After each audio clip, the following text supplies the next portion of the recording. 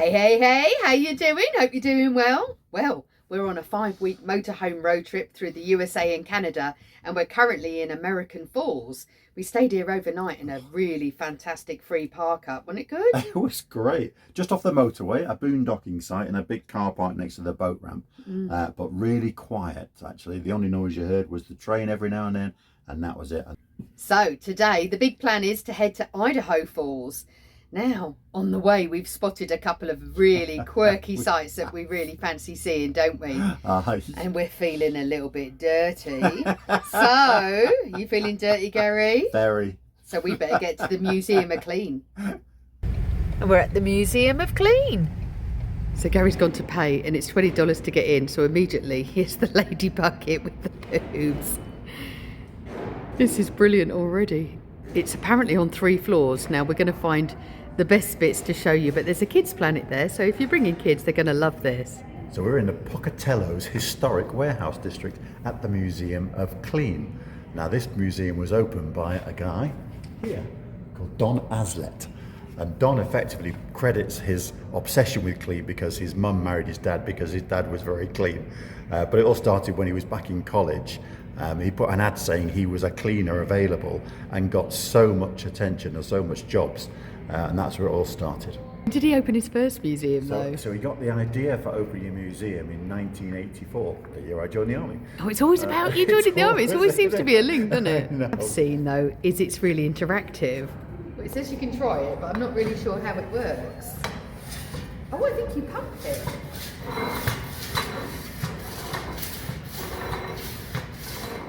I don't think it's that good. I think you'd be better with a broom. I really like this. This is so quirky. This is called the Orchestra of Clean. And if you look at everything, it's got some sort of cleaning product within it with all the sculptures.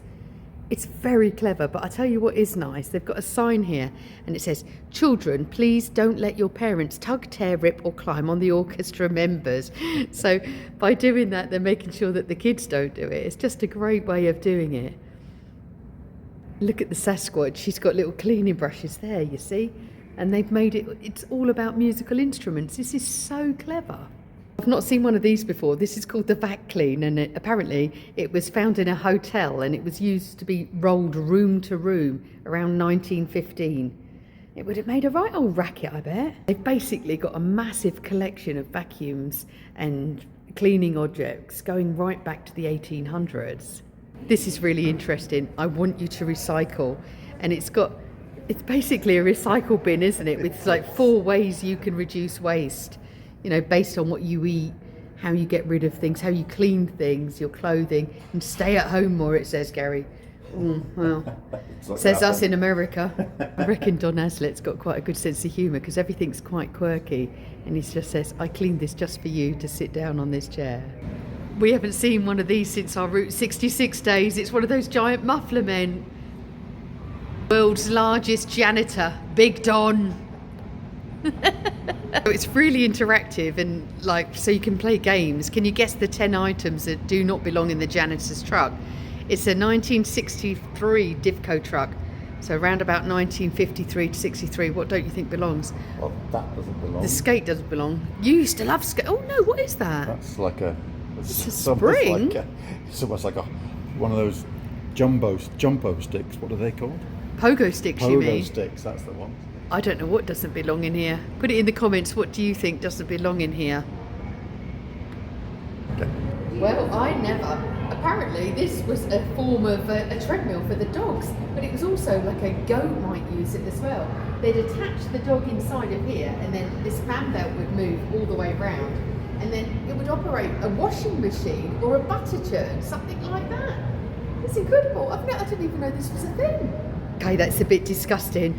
Dual drums. They used them for like doing your jeans and your dirty socks, and it might taste of that when you churned your butter. Yuck-a-duck. Well, I've never seen this in real life. This is a neck yoke. Gary's going to try it. A lot of this is interactive. You can try. Do you hold it? I think you hold it. Oh, what does it feel like? Really heavy? No, it's not very heavy. Well, it's not full though, is it? It's not full. I suppose if they were full of... Well, walk up and down, see what it feels like. Let's see you mince along. Oh, yeah. He's getting his yoke on. Oh, don't spin it that much. What you need. There's some right old bathtubs here. I'm not being funny, but they're tiny.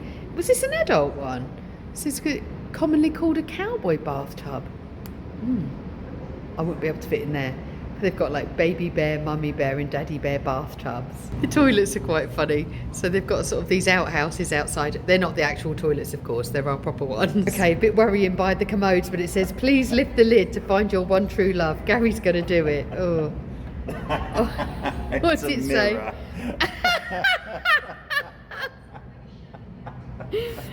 Well, you can't come to Idaho without getting a potato, and look, there's a big massive giant one at the Potato Museum. So if you watch our channel, you'll know we just love quirky things, quirky museums, giant things.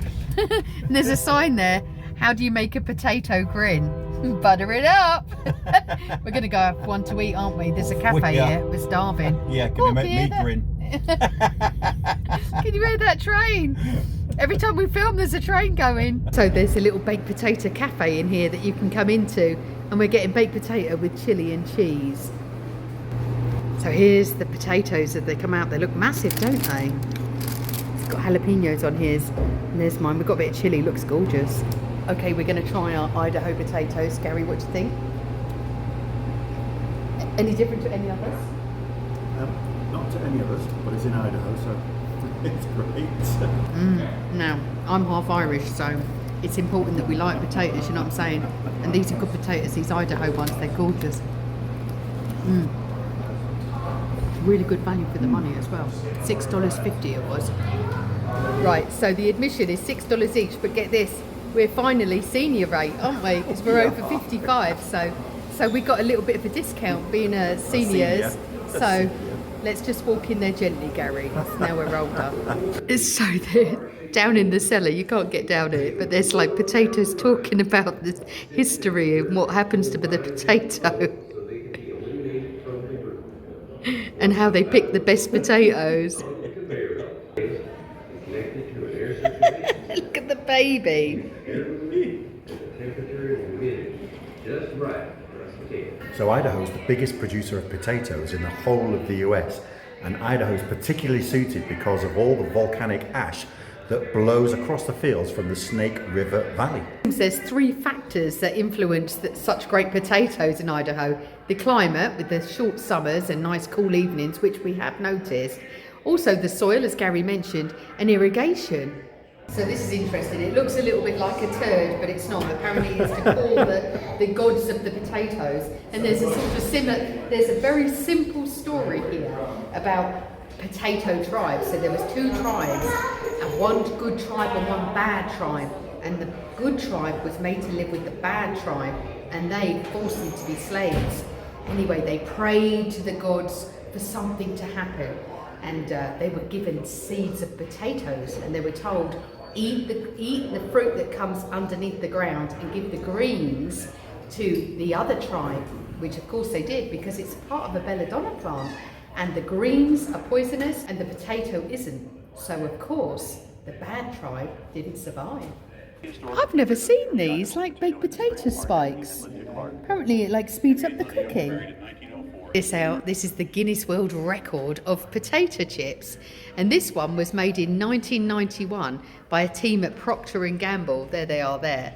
And the crisp measures 25 by 14 inches and weighs 5.4 ounces. It's got 920 calories in it though, and it's the equivalent of 80 regular Pringles. Just met Alexis, who works at the museum, and she's got a really interesting story about this little potato here. So what happened, Alexis? So basically, Dan Quayle was a politician who was told, hey, go judge at this child's spelling bee, and he was like, okay, whatever. So he goes, and one of the kids' words was potato, and he spelled it correctly, and Dan Quayle was like, no, that's not how you spell it. And everyone else was like, yeah, that's how you spell potato, and Dan Quayle was like, no, there's an E at the end of potato. Well, so after that, all the press and all the news were making fun of him for spelling potato wrong, and eventually he was doing like a press conference lecture type speech thing, and someone took that exact potato and threw it at him and was like, sign the potato. So he signed that potato. So he signed it. Oh, that is brilliant. At least he knew he did wrong. Yeah. So there's a chart on the wall that sort of talks you through how the potato changed the world. You know, from food security onwards, the invention of the TV, letting you know all about it. Mr. Potato Head, he makes an appearance on here, but talks about French fries, of course, which we all know. But I didn't realise McDonald's, they spent thousands of research trying to find out how to make the best perfect French fry. And it turns out that it was like 3 weeks you had to wait before the sugars were just right. But now, apparently, the modern day French fry contains 19 ingredients. I'm not sure, other than oil and a potato, what does it need to be? Don't know. So 94% of the potatoes grown in Idaho are actually russets, and that's what we had in the cafe. And the rest, the other 6%, are either reds, golds, or fingerlings. Little fun fact, 300,000 acres of Idaho potatoes are harvested every year. There's about 13 billion pounds of potatoes. I'll tell you what, quite a surprising fact, 62% of Idaho's potato harvest is used in processed products. Only 29% are fresh products, and then the final 9% are used for certified seed. I don't know what this is all about, but this is potato harvesting VR. I think Gary's going to try it out. Okay, he's got the mask on. What can you see? Okay, so I'm driving a combine harvester. Are you really? In fact, no, I'm driving a big tractor that's got... Oh, it's like your birthday all over again. Hang on.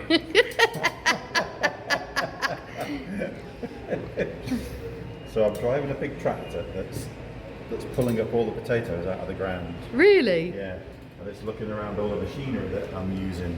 It's quite cool, actually. It really is. Oh, who didn't love a Mr. Potato Head, and then later on, obviously, a Mrs. Potato Head.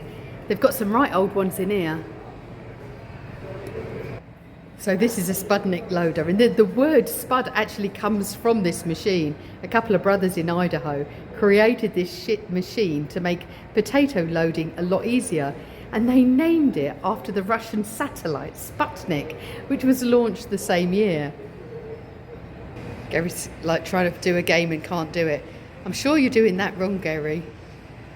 What are you doing? You're supposed to be peeling it. Oh, right. You got to wait for it to catch up to your finger before you peel it. Oh, you're being too quick with it. So it's a little. There's a couple of little interactive games. Oh, he thinks he's found the best method to peel. I don't think you're going to be the top scorer. Neither do I. Looks like an Easter egg.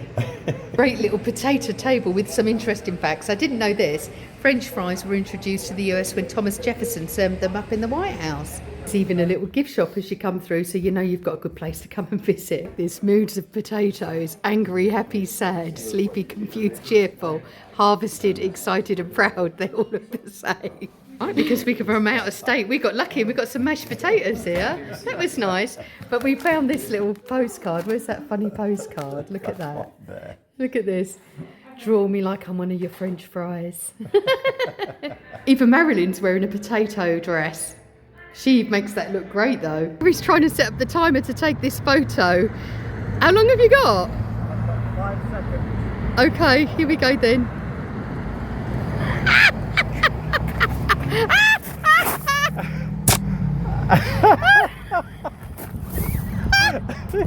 Seriously, proper quirky attraction. Loads of parking, somewhere to eat. It's just been brilliant, hasn't it? It's been great, hasn't it? Yeah, it's a great way to spend an hour right up our street, wasn't it? Yes. And we got some free mashed potatoes. You're happy about that, because we're aren't out of you? state, we get some free mashed potatoes. Well, this is a very busy area. This is Idaho Falls, and we're just about to turn where all the falls are. They're literally in the centre of the town area. They seem to run for ages, don't they? Wow. Wow, this is gorgeous. Now, apparently you can park along this street for free. I did read online that parking an RV was a little bit better by the Best Western. This is really nice, love. I mean, the parkway's all the way along here like this. Stunning. So we've just come past where the falls are, and we'll show you them in a minute. But there's some quirky benches here for a start. But this is where you can park for free, by all accounts, outside of the Best Western.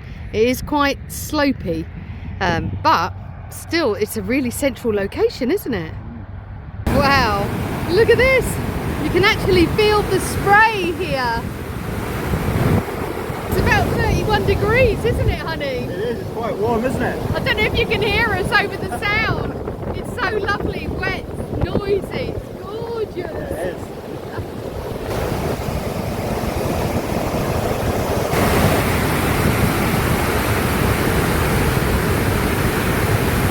So there's a river walk that goes all the way round in a circle, isn't there? Yeah, about 2 miles long it is. Is it? Yeah. Loads of things to see along it as well. I quite fancy that Japanese friendship garden.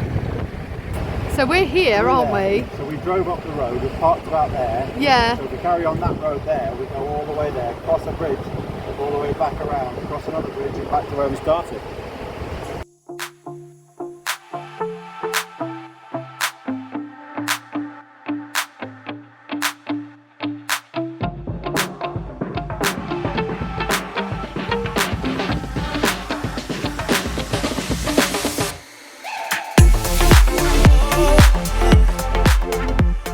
Zero need for him to go that far to the edge, but you know, there's no stopping him.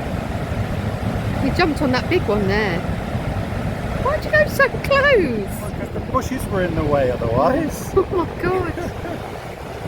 You won't have a bloody bush left if you carry on doing that. You know, I've seen loads of photos of this online, but it doesn't do it justice, does it? No, it doesn't, not at all. And it just goes on for ages. It's beautiful. It's just, and it's so hot today. It's such a relief to be in the shade. Look at the mini water tower and then the actual water tower behind it. It's actually a bench, that water tower. So this is lovely, and then just over the bridge is the Japanese friendship garden. Oh, this is so cute. Look at this. It's not very accessible, so you would really have to be careful coming down all these steps. Very typical of a Japanese garden. It's all sorts of earthy tones and water. A bit like what we saw in Bouchard Gardens. Oh, this is magnificent. You're going to go closer and get sprayed.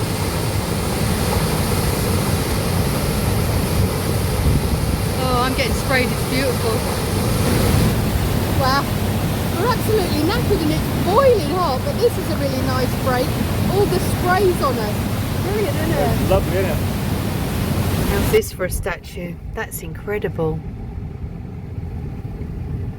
Or probably baby eagles. That's incredible. So look at this structure. This is called the Eagle's Nest, and it's right in the heart of downtown Idaho Falls. You see above me there, you've got an eagle flying around, probably providing overwatch, and there you got the other eagle coming in to the nest to protect or to feed the baby. And then you've got a mountain lion down here who's looking up, probably looking for his chance for an egg or maybe even a baby eagle. This is the back of it. It's absolutely stunning. And all the way around there are tulips growing. So we need to do laundry, so we're in the only clothes that are still clean. Let's just check out Gary trying on my top. So this is what Gary looks like, and he's not sure about wearing it. Oh, I am sure about not wearing it. You're only in the laundry. It's a really good laundry. It's quite a fancy laundry though. Yeah, but I'll get kicked out for wearing this. Lowering the tone. I'll be honest with you, Gary. I think you're getting away with it. You are getting away with it. I shouldn't worry about it. It'll be a lot cooler than that long sleeve top that you've got. It's a bit tight on you, but you've got quite a bit muscular. So it looks quite good. I've got quite a bit muscular. Well, I think it looks good. Well, the pair of us look. I'm going to have to put a t-shirt over mine. Bloody shoulders everywhere. We look awful. And my blue one makes me look even worse, to be honest. I think it does. I think you're better off in the one I've just lent you. You just want the comedy value. Me. This is a really nice clean laundrette. They do change machines, so you can change up your dollars, which I've just done. And they take 25 cents. The big massive one's $7. Then you've got one, this sort of size is $5. You've got smaller ones which are $4. And then the dryers are about $4, I think, for 40 minutes, which is pretty good. See if they'll let us park in Walmart tonight. And Gary is, look at what he's wearing now. He's just put that gilet on, but he's got a pair of slippers on as well. I kid you not. I'm not that I look any better. I'll show you. State of us, I swear to God. I've got that dress thing on, but I put a thing on over because I didn't want that like all over the place.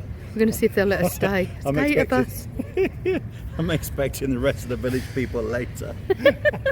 Wow, look at this sunset. This is an Idaho sunset, all right, isn't it? Look at that. That's amazing. So it's 8:30 on Sunday morning, and we ended up moving to the Bass Pro, formerly known as Cabela's here. Down the street, much quieter. Walmart was crazy last night. It was chocker. But last night we had showers and we completely ran out of water, didn't we, Gary? We did. We seem to be using a lot of water that I can't explain. Yeah, so what we got to do is before we even have breakfast, we're going to go and find some water. And there's a campground I've noticed that's a few kilometres away. We would have probably gone to it last night if I'd have seen it, if I'd have noticed it. It's $18 or something for the night, which sounds really good. But anyway, we're going to head down there and we'll do the business and have some breakfast. So this is South Tourist Campground. Actually, we should have come here last night. I don't know why I didn't see this. Park hours 5 a.m. to 11 p.m. Closed nightly. So if you're staying here, it's closed up at night. Got one of the big boys, he's just obviously done his business there. There's your dump area.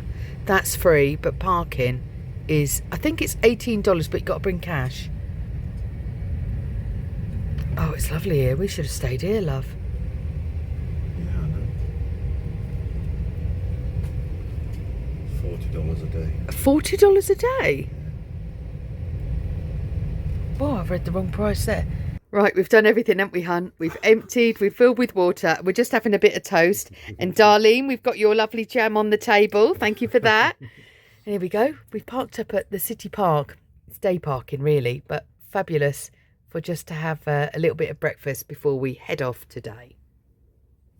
That was a cracking little spot, wasn't it, for breakfast? Really great. Enjoyed it. So, big plan now is to go and fill up with some fuel. We need some fuel, don't we? Yep. So we're heading back to a Walmart. There's two big Walmarts here in Idaho Falls. Forgetting where we are now, Gary. Then we've got to do a bit of shopping, and it's a travel day for us, isn't it? Yes, I think we're about 150 miles today, about that, to the next campsite. And we're heading north.